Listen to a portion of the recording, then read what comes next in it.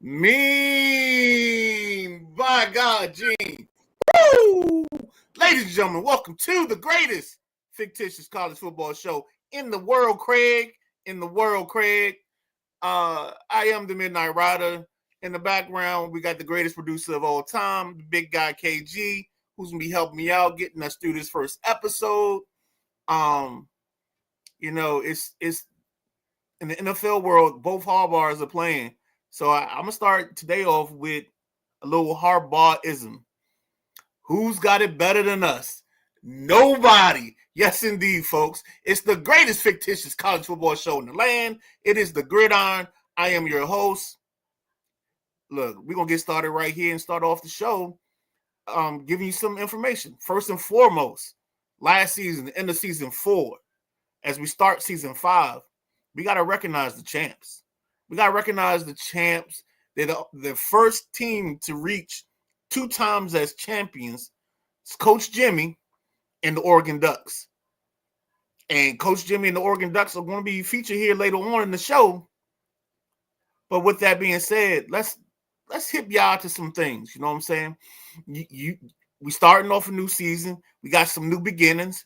You know what I'm saying? It's almost like springtime. We got flowers blooming. You know what I'm saying? We got rosebuds blooming and everything. So with that being said, let's get to the blooms. We got some players to watch in this upcoming season.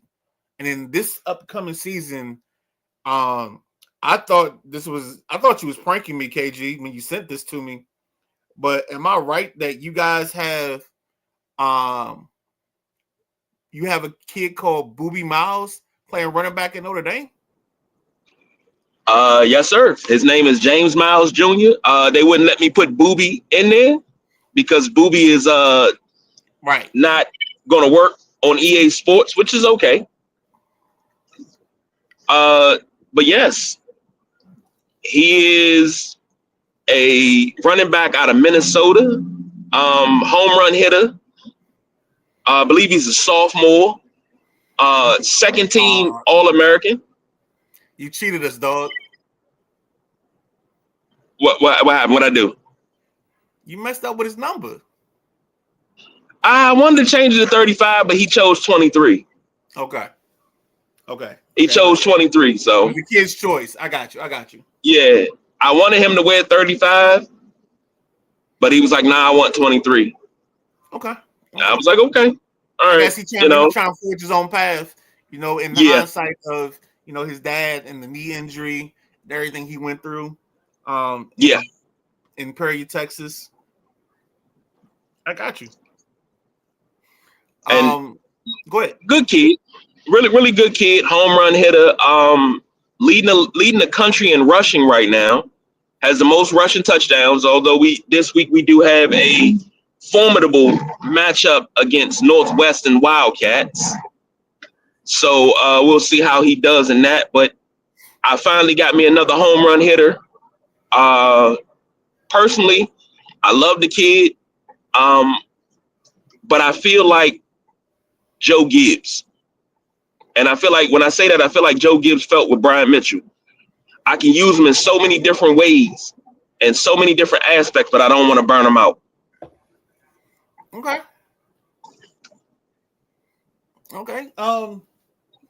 I know Maryland has a kid that they wanted us to talk about.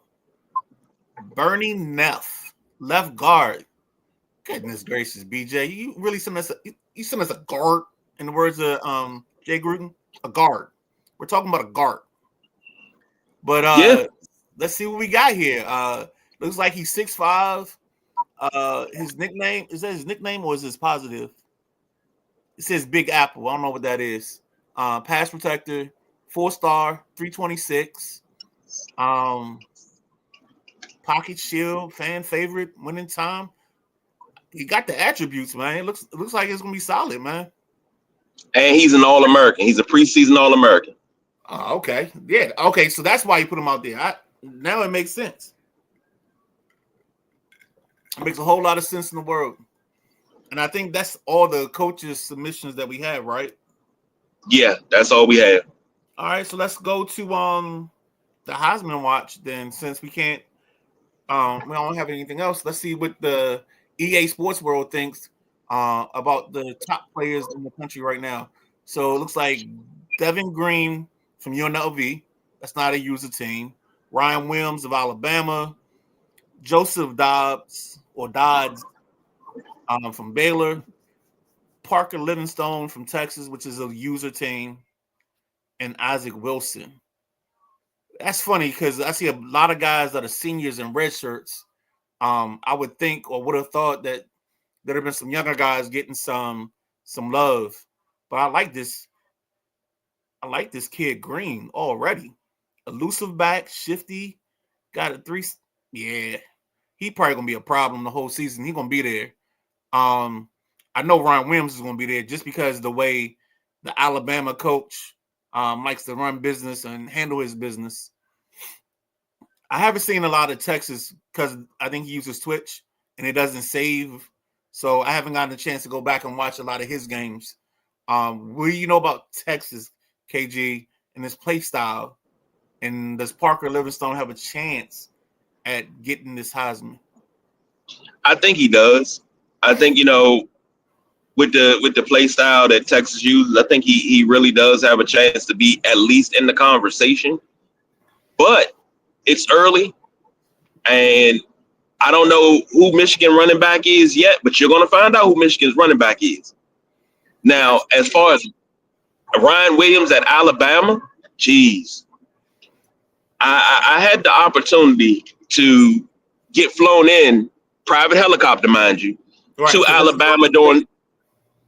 That's the way they roll. Private helicopter. Right. I was in there for spring practice, just, popping down. Wasn't scouting or anything. I don't have Alabama on the schedule, just talking to the kid from Alabama and, telling him, hey, this is a nice team you got here. He said, yeah, got some moves to make. And Ryan Williams was actually a wide receiver. He moved to running back, and his attributes went higher. Wow. And if you're not familiar with Ryan Williams in the real world, he's the kid that made that spectacular catch earlier this season. He's a freshman. Yeah, that's what I was going to say. That's why I'm surprised he's still on the board. When I saw the name, I thought he'd be a 3 and done. You know what I'm saying? Because I think Ryan Williams and the kid Smith, real world, are both guys that they just wait until they finish their junior year so they can go pro and take over the league. But again, this is the greatest fictitious world that we live in, and this is the greatest fictitious college football show. We're talking about Ryan Williams as a fifth-year senior playing running back because we switched his positions. That's crazy. And he is quite possibly, if we go rating-wise, he's probably your best running back in the country. Wow. Okay. That's just right there, just setting the world on fire already, man. Can't believe it, man. Like I said, I'm surprised that he's still here or still there, but that's great foresight on the Alabama coach to even think like, hey, I'll move this guy from receiver to running back, and a guy that's already a top tier wide receiver becomes a even more top tier running back. Can't believe it, man. Yeah, I like to say I had a hand in that, but I got to give all the credit to the Alabama coach for just knowing your guys. So when you flew into wherever private planes land in Alabama, were you did you have a choice of a Challenger or a Charger? Did they give you a different car? Because I mean, I know how the Alabama kid rolls. No. They actually picked me up in a Cybertruck. Oh, okay. They actually picked me up in a Cybertruck. Okay. And I'm guessing you flew back private because that's how Alabama rolls. And yeah. But let's just say when I flew back in and I was on my way to South Bend, they kind of kick you in your ass and then send you on your way out. They kind of threw my bag off the plane and was like, all right, get on now. All right. You damn peasant. And I was like, damn, okay. So when you were going, Was there lobster or was it steak as your in-flight meal? You had the option to get one or the other, but they serve both. Oh, okay. You have shrimp cocktails, filet mignon. You know, everything that is the lap of luxury. Right. You have it. Because it's Alabama. It's Alabama. Okay. All right. What we got next for the people, for the millions and millions of people that tune in to the greatest fictitious college football show? We got a couple of comments. The boss BJ checking in the anchor of the Terps O-line. Okay. And he asked, did Williams lose his traits? No, his traits got better. I think he's got a 99 accelerate, 97 overall, 97 or 98 speed, 99 acceleration. Like when I talk about home run hitters, and I talked about Boobie Miles being a home run hitter, Ryan Williams is a home run hitter. If he gets to the outside or he breaks free up the middle and he gets to that second level, one move and it's 6 points. And the Boss B said the only way to the Bama practice facility is a helicopter. Yeah. That's crazy, man. I mean, hey, when you Bama, there's only one way to live life. Live life at its highest point, man. And see what the rest of the world thinks of you. You know what I'm saying? Right. So, what you got? There we go. There you go. Games. That's what I was waiting on. Because I know this season and the last 2 seasons, there's been a heavy emphasis on making sure, even if we're playing user versus user, we're making it so that the other users, you know, even if you lose a ball game, you got a good out of conference, a good strength of schedule. So when it comes time to pick teams for the playoffs, you have an advantage that, yeah, you may have 2 losses, but you played the cream of the crop. And in this situation, looks like Maryland kind of handled Texas 45-14. I know I wasn't able to watch this ball game, so I'm gonna go off of the stats. And the biggest thing that sticks out to me is 302 yards rushing and 5 touchdowns. So it looks like Maryland had his way on the ground, and maybe that goes back to our guy that we emphasized early on in the show, the left guard that we were talking about.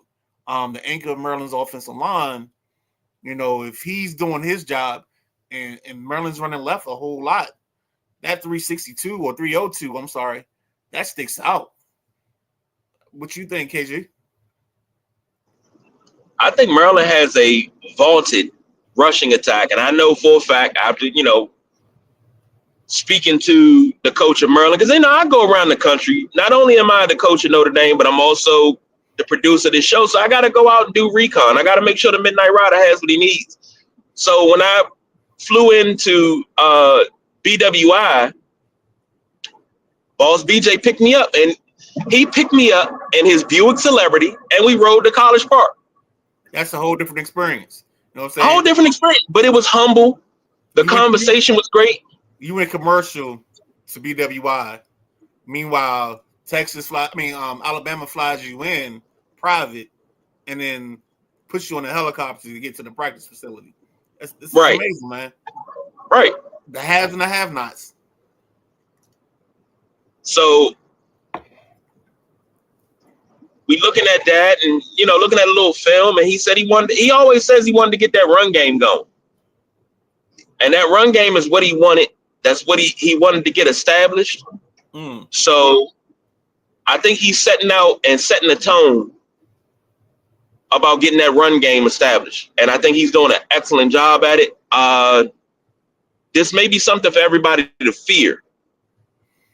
I got you. Pretty soon.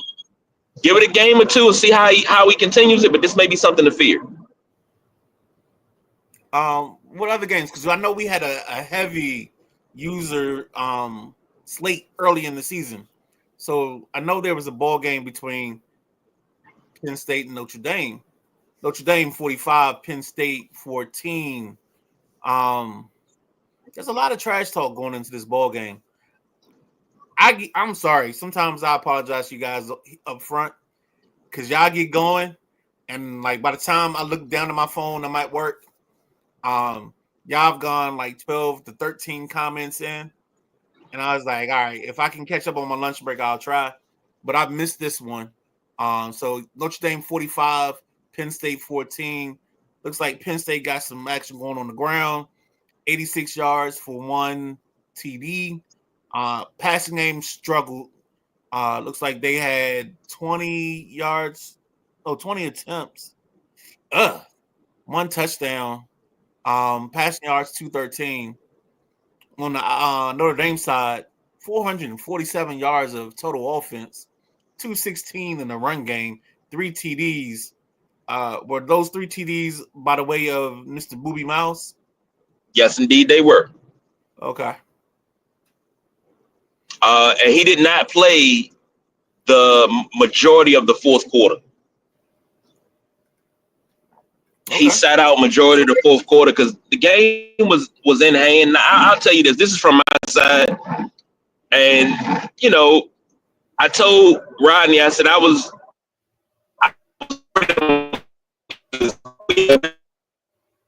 played Army week 0, beat Army 70-30, and we advanced. And right after that advance, Rodney said, I'm ready when you are. I'm like, okay. And I told him, I was like, I'm already amped up. I just coached a pretty damn good game against Army. So you want to jump into another game? Let's go. And I had the momentum because I had just got finished playing. Not practicing, but playing. But you know what that sounds like, right? What that sound like? Like there are times when people ask you to do things, and then every now and then you gotta just look them sternly in the face and say, I'll be your Huckleberry. Ah! I'll give you that. I'll give you that.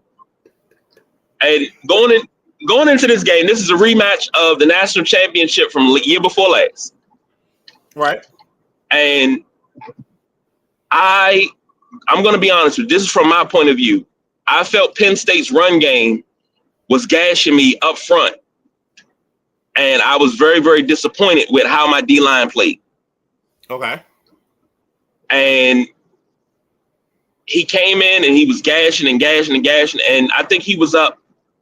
It was 14-7. And we were coming down to halftime. I said, I got it. My thought process is I have to score. I got to put 7 on the board because I get the ball back after halftime.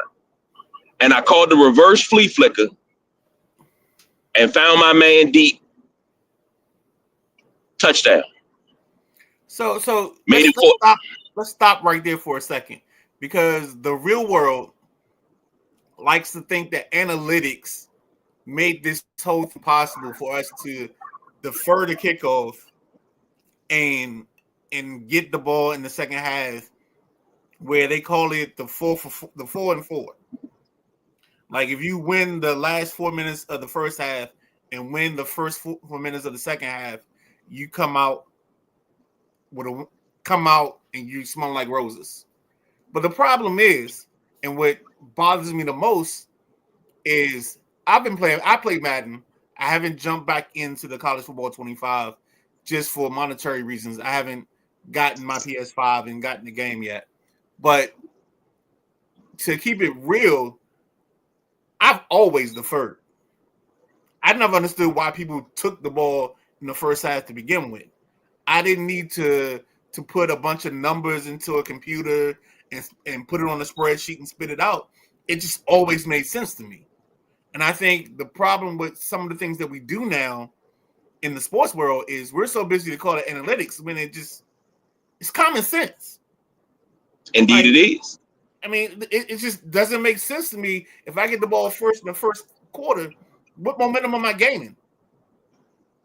Like the only way I can gain momentum off the first kickoff, to be honest, KG, is if I come out Andy Reid style at the massacre in Maryland, and I throw a deep pass with Michael Vick to Deshaun Jackson, and we burn LeBron Landry and company, and we set the tone. But if you don't have that set the tone moment, I don't understand why teams take the ball first. And that's just personal. This is personal. I'm a very offensive minded coach, because I know I don't play defense well, because that's not my thing. You know what I'm saying? Like, I know the second I get the game, everybody, my offense, yeah, my defense, But here we are. We're having this conversation. So let's go back to you, Notre Dame. You won the 4 and the 4 from what it sounds like, because you won 45-14. Right. And I wound up getting we went into halftime. What was it? 21-14. Okay. And I wound up getting another score, because my whole goal, it's always, if I can get 2 scores ahead, I know I can chew clock. That's one thing I can do, is I can waste time. And I've had drives on this game that take up a whole quarter without turning chew clock on. I can take up a whole quarter. I can take up 6 minutes. That's not a problem. But my goal was to keep his offense off the field. And if I could keep his offense off the field, keep his defense on, tire him out, wishbone and pistol power sets and stuff like that, I'll be okay. And it just got to the point with, No, because you're doing a disservice right now. Because I know you feature Mr. Miles, but there's another kid that you have on your team. He plays fullback, and he's a monster, if memory serves me correctly, as I try to scroll through the chat and find the kid that you posted. I think he's like 254. Mr. Clint Peters. Yep, 6'6", 254 from Woodbridge, Virginia. Yes, sir. Like, we can't go through this whole, because since you run the wishbone and you have an offense and you're a run guy and you run some you run some, what you call it? We can't go to show and not show this kid love. Oh yeah, most definitely have to, because he's an unsung hero. Because I when I started this game, I didn't have a fullback, so I had to find me a fullback in recruiting that fit the style of play that I was looking for. And this kid, number 40, every time he runs the ball, the first thing I think in my mind, start up the gut. That's all I think of, because he wears number 40, and he's a load to bring down. He's like the A Train reincarnated in college. I'm good with that. You think I need 1 yard? Let me give it to him. No, you give it to him, you're going to get 7 to 8 most times. Okay. I like that. What other games we had this week? I know we had like a little chaos in Colorado. Oh, you had double chaos. Colorado opened the season against Cincinnati and had this game won. This game was, I think, 27-10. And they wound up dropping it 31-27. Yeah. And it just sounded like, because I think the way you told me the story, Cincinnati scored 14 in the last 2 minutes of the ball game, which doesn't make sense. I think the Colorado coach might be on the hot seat, because some of the time management things have turned out to burn him at the end of the day. I'm not calling for him to lose his job, but I think that the people in Colorado might be getting a little concerned about losing games like this that they have in hand.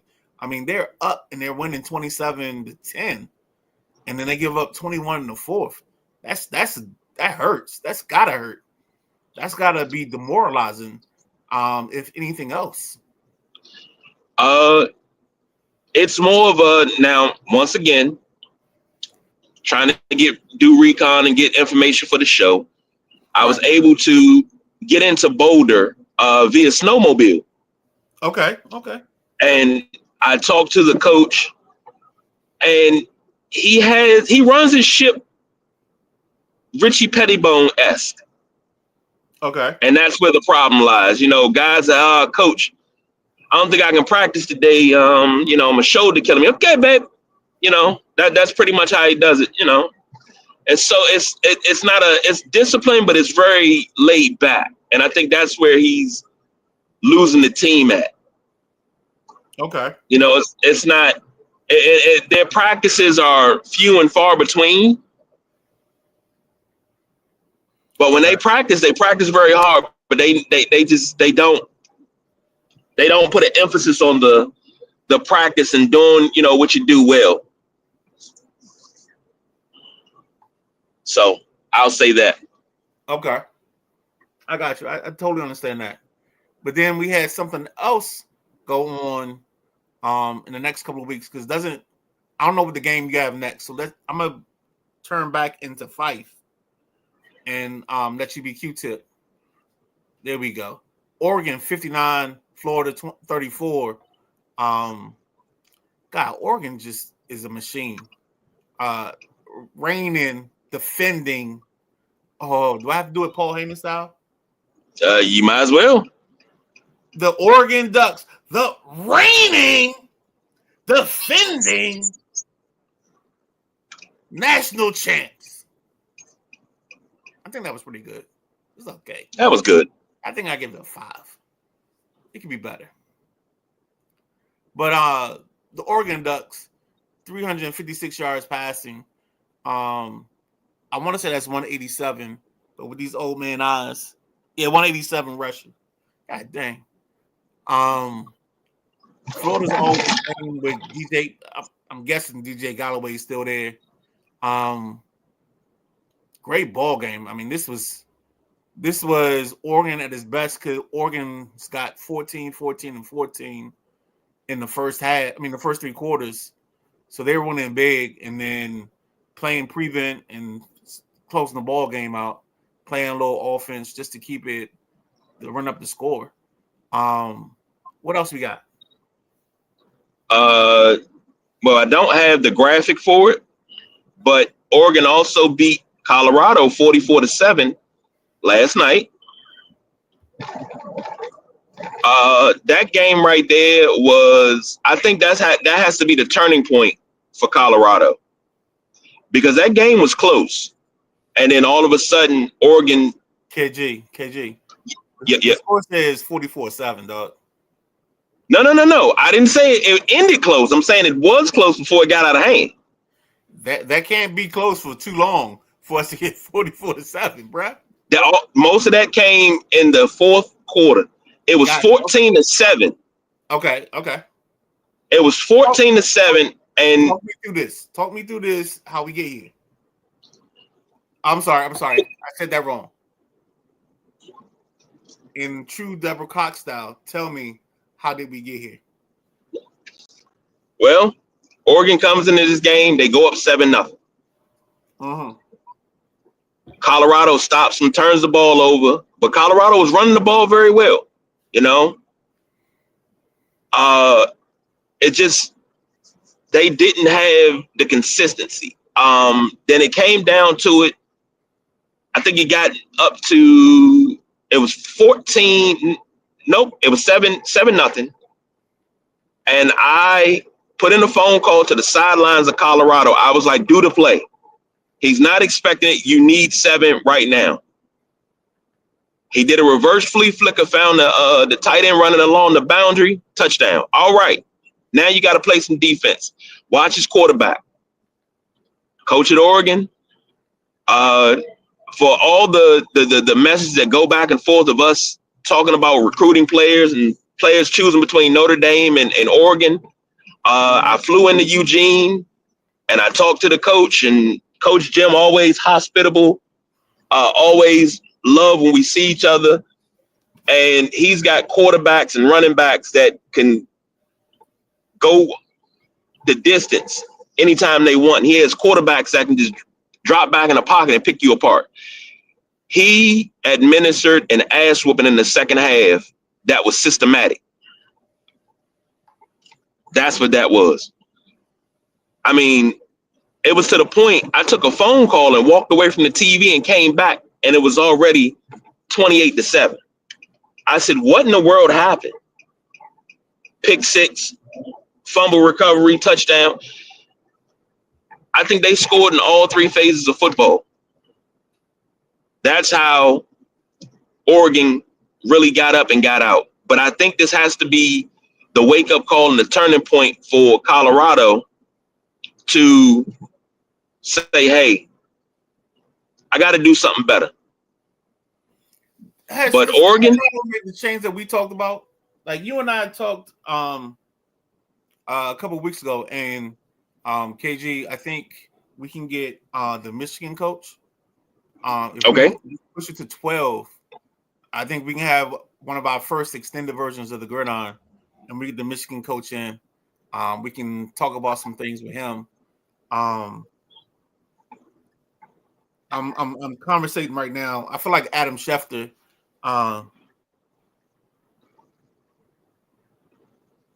As we talk about this, I don't see how Shefty does this, having conversations on the side as well as doing the thing. But this is a thing, and it's starting to scare me for Colorado because we looked back and we saw Cincinnati a couple weeks ago, and in the Cincinnati ball game, we had them have a bunch of points scored to them in the fourth quarter at the end of the ball game. And then based on everything you're telling me now, this whole ball game in a short sequence, we went from not having anything, like it being 14-7, to all of a sudden it's 28-7, it's 35-7, or however it goes, and we end up at 44-7. So I think Colorado has to start watching and being careful because they got to manage 8 o'clock and manage the ball game. Because there's too many sequences that we're seeing, and this isn't malicious. This is, we're looking at it from a fan perspective. Like, you're in ball games, and then all of a sudden you're losing ball games. So that's something that you got to start thinking about, talking about with your team. I'm not trying to, disrespect the coach in our league, but I think there are certain things that you got to start concentrating on in your preparation, game to game. I agree, and preparation is the key. You have to prepare, and it's one of those things where some weeks the preparation is there and you can see it, and other weeks it's just like, yeah, no, buddy. So, yeah. And I'm sorry if I asked this or I stopped myself before asking. Did we switch quarterbacks yet? Yes. Okay. He has a better quarterback. He has a really, really good running back. I told him one of his receivers, his number one receiver, dropped a lot of key passes against Oregon. I'm talking first downs, and it put him something that would have been, converted to third and long. He dropped the pass. As soon as the pass is in his hands, as soon as he gets a little bit of contact, he falls down and he drops the ball. That cat right there needs to be benched. You know who he sounds like? All right, so KG, you know me. We've been doing shows for about three years now. Yeah. If your last name is ETN, I don't want you as my running back because you fall on contact. They fall on contact. That's my scouting report. That's why I didn't care for the ETN that transferred from Florida to go to Georgia, because I knew he wasn't going to do nothing. Because the words again, he falls on contact. So that's who that receiver sounds like. He sounds like an ETN, brother. Yeah, and unfortunately, it cost him big. So, but Oregon is Oregon. Oregon is the best team, the best overall user-rated team in this game, and the best overall team coaching-wise as well. We got the snow shoveler, baby. Take me out of the big box. Put him in the big box. Oh no, you can't do that because you're on the road. Oh boy! Oh, here it is. Interview 3. Yeah. We got Michigan. Yeah. We got the bad guy. You got the bad guy. Yeah. What's up, Darnell, man? What's going on, fellas? What's going on? What's Nothing going much, on? man. We just recapped the Oregon Colorado game. I Oh, tried to give you some time. I know you wanted to jump in. I Uh, appreciate that, man. I appreciate that midnight and you stuff. You know, know. you was last season after the heist at the big house, as I call it. You know, you was on shaky ground, bro. You know what I'm saying? We had to send Yeah. therapists out. You know what I'm saying? We had to talk you off the ledge, get you back to playing the game. Yeah. Yeah. I'm about to jump. Yeah, Yeah, I'm about to. Hey. yo, but you know what? That raw emotion was the best part about it because we all been there. We all Yeah. played games where like you didn't even do anything wrong and you lost the ball game and it cost you. And Yeah. it was beautiful for me in the moment watching it because like that's how we know we care. That's how we know how Yeah. we are about this ball game and what we do. Like people looked at it as, we're playing a game, but no matter how fictitious it is, it's real to us. Yes. It's Yes. our story, it's how we operate in this space that we call life. It's our getaway. And when I saw that you wanted to jump in again, I didn't even know Mhm. where we were going to take this conversation, but we're going to go like this. Um, I sent an email or I sent a message in the thread to everybody to Mhm. talk about a player to watch. So Yeah. I know you got a running back somewhere on this ball team. So first, I'm gonna ask you about your running back, but then I'm gonna ask you about your Uh. defense because I know you got somebody on defense as well. Well. The running back, man. Look, my off season was still filled with emotions. I I wasn't doing got no you. recruiting. I ain't do no roster. I ain't do nothing. I just came, but I came back in. My first game, Clemson. I streamed it. It was tough. Hey, don't get me wrong, it was tough. I pulled away, but and, and sorry about this. Don't know the running back name, Okay, but he you're ran fine. for like 147 yards.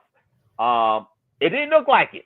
It didn't look like he did, but he's somebody to watch out for. He's a senior. He I guess he's just the next man up. Um, he only got 88 speed. Like I said, I wasn't really. I was just so emotional in the off season. I just said, "Damn, fuck it," and stuff. You know what I'm saying? But But but we, but for uh, you, you're one of those teams like there's certain schools that do certain things all the time, and for mm-hmm. you, running back is what you do. So I wasn't worried about like who it is at running back. I knew you was going to feature him. he like I said, I think today I played Wisconsin. Okay. They played me a little tough too. I think he ran for like 100 something yards. You know what I'm saying? I can't think of his name right now. I'm sorry. No, you You know good, what I'm bro. saying? That's We good because But on defense, um, look, like I said, Kevin, Jimmy, they get the top recruits. They do. I just try to put my guys in positions in my scheme to play. I got a linebacker, 90 speed. His name is Bale. He had 19 sacks last season. I was I about to expect a say, lot from him. I really do. Um, I got these two middle linebackers that was freshmen last year. One yep. of them, I started. He had 17 and a half sacks. Look, the whole thing with the Ohio State thing, I was right there. That loss just knocked me out the playoffs. And I'm not even gonna get in that conversation. It's done. It's gone.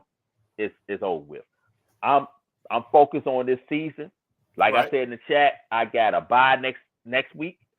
Next game, and then it's Penn State. We were talking shit for 2 years, 2 seasons. It's here. In 3 more games, I got Oregon. I got the No. schedule I want. This Oh is a week yeah. to week show. Oh yeah. This Oh is a week to yeah. week show. So let's concentrate and focus on Penn State. Yeah. You right now, Yeah. you versus Penn State. Yep. It's the main event. Main event. Tell me Main what's event. going to happen. Tell me how it's going down. Look. First of all, let me say this. They had me. This is the lowest I ever started out with. I was ranked number 14. It don't take me long. Now I'm ranked number 3. You know what I'm saying? I'm gonna keep that position. You know what I'm saying? I played Rodney. I know how he is. I know he's gonna be a little nervous. Hands gonna be sweating and stuff. You know, he know who is in front of him and stuff. You know what I'm saying? So it's gonna be a game. No, don't get me wrong. Rodney gonna play. It's gonna be a tough game. It's gonna be a tough game. This gonna be a low scoring defensive game because that's how we always play. Okay. You know what I'm saying? But let me say this though. I watched that game. I watched 2 games yesterday, and I watched the Colorado. I'm gonna start with the Colorado and Oregon. The young buck, man, he played good for like a quarter and a half. I don't know what happened, but he played the 2-time national champions toe to toe for a quarter and a half before halftime. Then the wheels fell off. You know what I'm saying? He just needed a little bit more experience. But he was playing with Jimmy.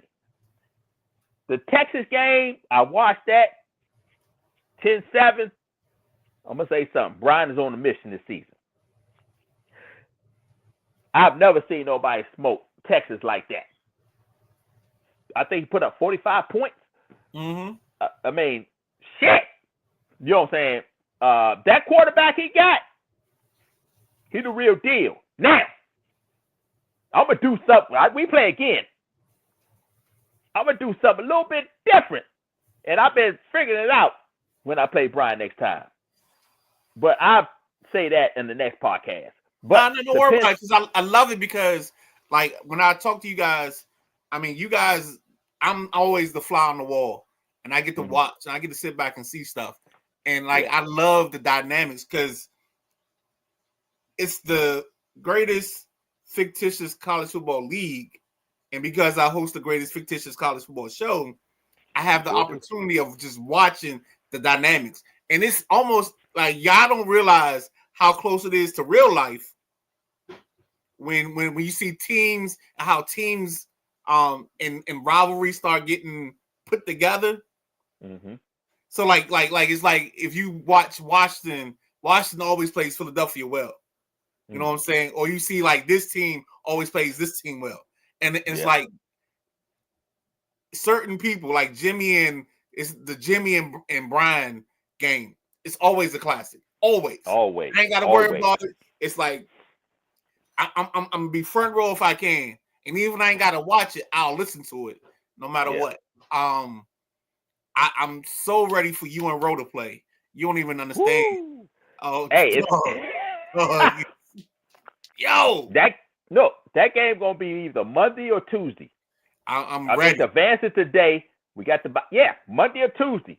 It's ready. On him when he want to rumble. Yeah, he got to let me know because I'm hyped and ready. I ain't letting this season go by. I'm on a mission. And then the Alabama kid against anybody, he's different. He plays different in subtle, but there's a subtle difference in his run game from everybody else's. Like I think you and him are 1 and 2 when I think about run games. I think he's 1. No offense, but no problem. Hey, no problem. Because I know I like what you do, but I think he's got a little he's got a multiverse that he does that I love. And I think in passing games, I think it's Jimmy and Brian. They're the two when it comes to passing the football. Jimmy and Brian are just like other world. And like when I see the mixes where the run game guys go against the pass game guys, it's just it's a different world, man. Like I said, I'm a fan. Yeah. That's when the defense got to step in now. Yeah, and I swear to you right now, I'm gonna tell you right now, the reason I saw your defense against you were playing a computer, and your 3 linebackers, your boys, made like you had like the greatest 3-play sequence I've ever seen, and I was just like, you know what? I don't need a PlayStation right now. I don't need to buy my game right now. I'm good. I'm good. Hey, I appreciate that, man. I don't want that smoke just yet, yo. I appreciate that and stuff. Nah, man, it's a compliment, man. I watch people, I watch you guys, and I was always teasing my son. I was like, yo, why do you watch people play video games? And then we got into this, and then it made all the sense in the world. Like there's a competitive nature, there's a back and forth. We do the podcast just because we want to just make it fun for everybody. Yeah. Like we just want to do something different. Yeah. You know, and tell me that we season 5, week 2 or 3, and we still doing it this way. Yeah. Like that's crazy, man. But we're gonna be here. Yeah. But we way beyond our time limit. So I'm gonna let you. If you got anything you want to get out. No, just wait. Monday, Tuesday, the big game, Penn State at Michigan. KG. It's gonna be a rumble. KG, you got any more games besides the big rumble with Penn State and Michigan? I don't have any big games coming up until later on in the season when I play Colorado. So I just gotta keep my head down and keep pushing. All right. All right. So that's the coach of Michigan, Mr. Darnell. That's the coach of Notre Dame. I'm just the host of the greatest fictitious show in college football.